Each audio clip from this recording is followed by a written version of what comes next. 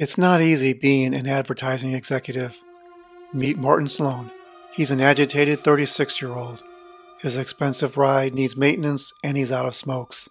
Martin's got a pocket full of money, but tires of all the meetings he sits in to earn it. It's tough being rich. This is a story about a man who wandered off on his feet as far as his mind wandered into the Twilight Zone. It's an episode written by Rod Serling and directed by Robert Stevens. As always, the alternative theories mentioned within may cause anxiety, rage, and disbelief, but that's why you're here, I hope. And kindly consider leaving a like, share, or subscribe if you enjoyed this video. You can't change the past, but one click makes the future. Now let's follow Martin on his journey. It's not too far. It's walking distance. Martin Sloan is an impatient man. It's the result of the pressures of living in 1959, corrupting him in exchange for money and bad manners. He so much wants to get away, he ditches his car for an unscheduled and likely unneeded oil change to take a short walk to the nearest town. But it's not just anywhere, it's Homewood, his childhood hometown. We immediately see the change in Martin. He's more relaxed. He visits an old hangout, the local ice cream shop, and relishes how things haven't changed. Not even the price of a 3-scoop soda, 10 cents. Martin shares a story with the ice cream tender about Old Man Johnson sleeping in his office before he passed away. As Martin exits the shop, his treat half finished, we discover Old Man Johnson is alive and well, napping behind his desk, just as Martin predicted. But he's not dead. Not yet. Martin is very comfortable in Homewood. It's as he remembered, including his childhood home. Marbles are still a thing, as well as tree climbing, merry-go-rounds, and cotton candy. That is, until Martin Sloan, the uptight ad exec, runs into Martin Sloan, the 11-year-old boy who wants to carve his name into wooden posts. The young Martin runs off, fearing punishment, while the older Martin marches to his childhood home and sees his mother and father just as they were years ago. But the emotional shock makes him speak like a lunatic, and the door closes on him. Still dazed and unconvinced, it takes his neighbor showing off his new roadster to convince he's in 1934. Martin, realizing he stepped into the past, spends hours wandering alone as the sun disappears into the horizon, accomplishing and learning nothing. He wants to reclaim his past, the baseball glove, the bicycle, even his childhood home. His father confronts him. Nothing Martin says will convince him otherwise. Martin explains he's tired and needs to run away and return home. However, he ends up frightening his parents more. Martin's mother doesn't want to see the evidence. She can't handle the truth. Rejected by his family, his past, the alluring organ music draws his attention. He turns physically, emotionally to the merry-go-round. Martin is determined to speak to his younger self. He needs to tell him something about the future that will change the young boy's life forever.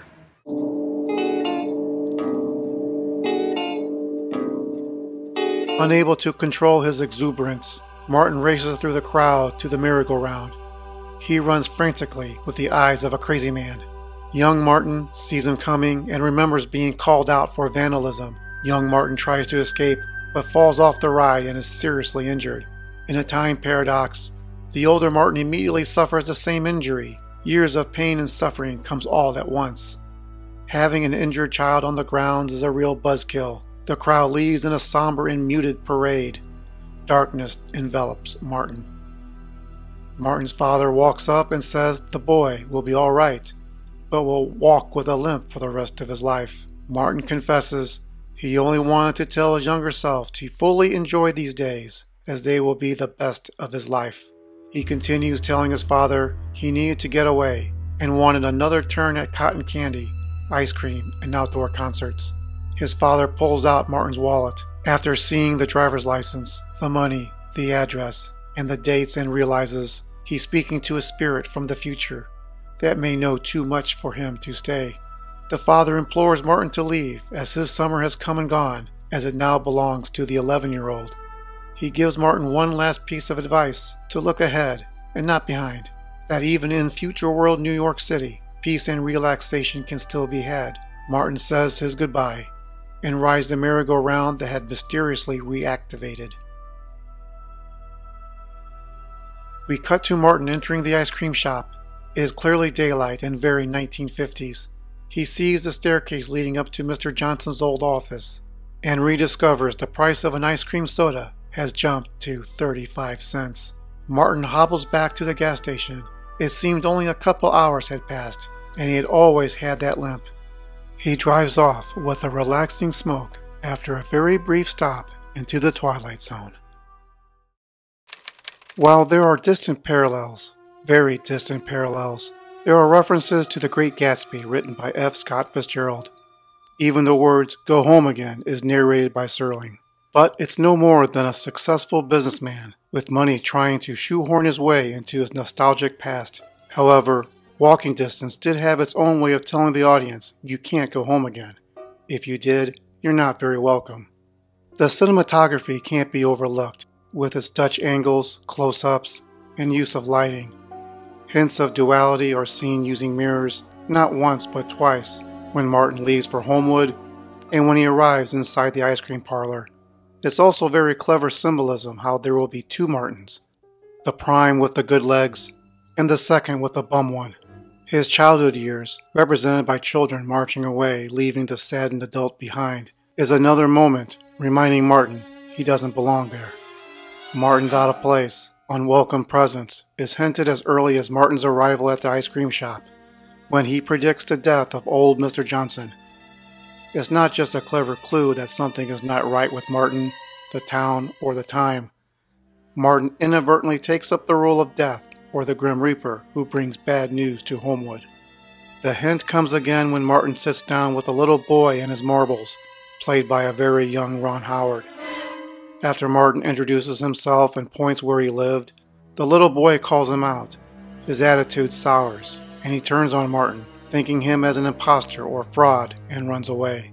Martin gets no love from his parents. He sees his younger self and scares him off too. He tries a second time and gets refuted by his own mother. Runs again to the merry-go-round, scares young Martin off injured, and sends the children of the entire town home sad and depressed.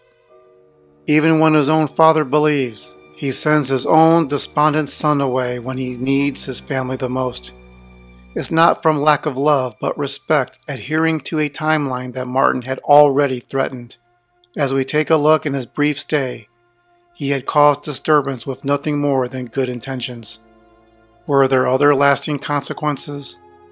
The ice cream tender of 1959 mentioned the merry-go-round was condemned years ago. Perhaps the incident in 1934 had something to do with it. Now for some theories, some of them alternative. The most accepted, even found on the internet, is that Martin returned to the ice cream shop a second time the following morning, and sees he's back in 1959 and acknowledges his newly discovered debilitating injury. He hobbles back to the station and he has a better outlook on life thanks to his experiences that he still remembers the night before. However, this was not the Martin Sloan who remembers chasing his younger self off the merry-go-round. He's the one who got chased with memories that were bizarre. He even says about his injured leg, Matter of fact, I got it falling off a merry-go-round when I was a kid. Here. Martin returns to the gas station, where his car is waiting for him. The oil and lube change was completed in a couple hours, just as promised. Martin didn't spend the night sleeping in a rumpled suit. There is no sign that his car was left overnight, nor does the station attendant make a comment about Martin's sudden limp. It's because it was always there. As far as we know, Martin version 2.0 walked a mile and a half from the station, stepped inside the parlor, and came back. He has different memories of that night. While he followed the path as Martin Prime had, it wasn't exactly the same. So what happened to Martin Prime, who was last seen hopping on the magical merry-go-round? Did he cease to exist in order to correct the timeline? Did this mean his father's good advice disappeared with him? We would hope not. Somewhere during Martin's visit through Homewood, he had an epiphany. A little earned wish, as described by Serling. A wisp of a memory, not too important really. Some laughing ghosts that cross a man's mind that are part of the Twilight Zone. Walking Distance really broke ground in television with a going back in time travel story without the convenience of a machine or device. It deliberately ignores the science fictional contraption to tell a more poignant story about nostalgia and what could go wrong when you make it there. According to the Twilight Zone Companion by Mark Scott Zickery, another executive of the time doubted this could work too. Walking Distance tells a story how elusive it is to live nostalgia, at least happily. Martin spent an entire day in his past, including seeing his parents, we presumed had passed away, and left with a bum leg, a scoop of ice cream, and one final father-son moment. The scene where Martin's father believes the grown man in front of him is his son brings a moment of catharsis. As a father, he follows up with advice. If Martin can salvage anything from his visit, it's his father's words he may have never had the opportunity to share before. Walking Distance is a solid 4 dimensions out of 5. It has a couple tropes that will be revisited in the future. Tag them nostalgia and time travel. This is Mr. G of Synergy leaving you with these final words. Martin Sloan, Vice President of Media, couldn't handle the pressure. Wait till he sees social media. That's the Twilight Zone.